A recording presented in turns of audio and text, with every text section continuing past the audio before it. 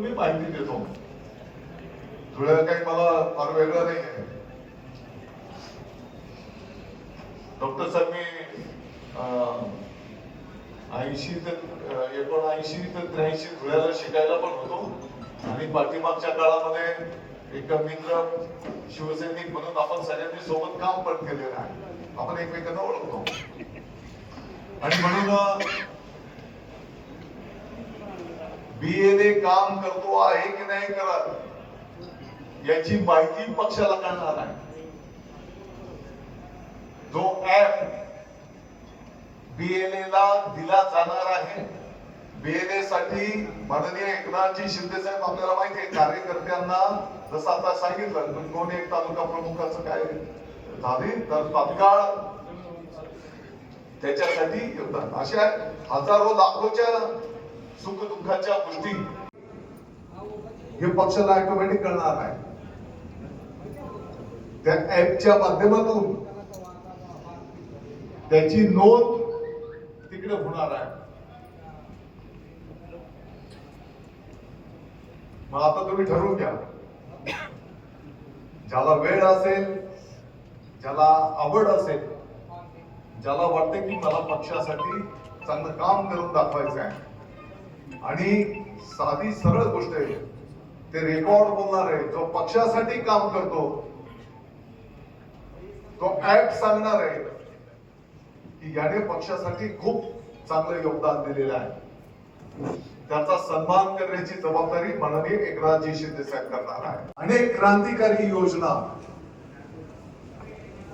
तत्कालीन मुख्यमंत्री आणि कदाचित त्या योजनांमुळे त्या कामामुळेच महायुतीचं सरकार एवढ्या मोठ्या मताधिक्याने निवडून आलं. ही पण वस्तुस्थिती आहे.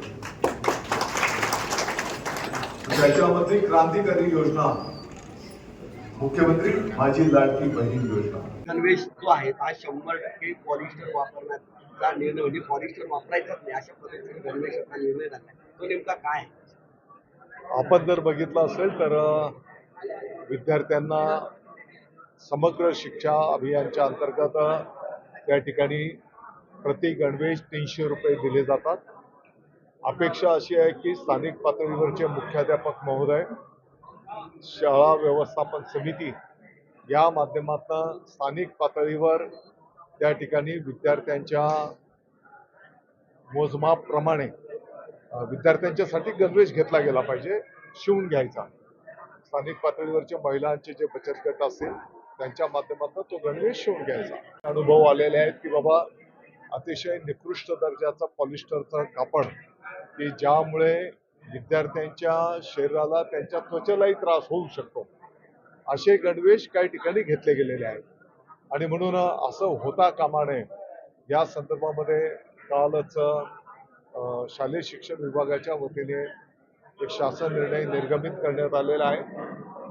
त्या शासन निर्णयाच्या माध्यमातून त्या जिल्ह्याचे जिल्हाधिकारी, त्या जिल्ह्याचे मुख्य कार्यकारी अधिकारी सीओ आणि पोलीस अधीक्षक यांच्या समितीच्या मार्गदर्शनाखाली या ठिकाणी प्रत्येक शाळेचा गणवेश त्या ठिकाणी अपेक्षित आहे.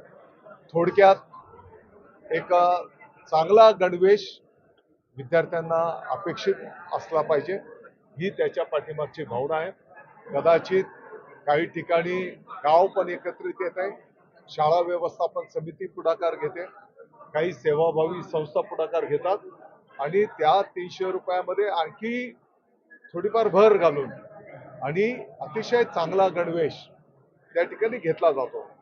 आणि म्हणून एक क्वालिटी गणवेश विद्यार्थ्यांना मिळाला पाहिजे, ही त्याच्या पाठीमागची भावना आहे. मध्ये पुन्हा यांनी आंदोलनाचा हत्यार उपसला आहे. काय कसं बघायचं आंदोलन?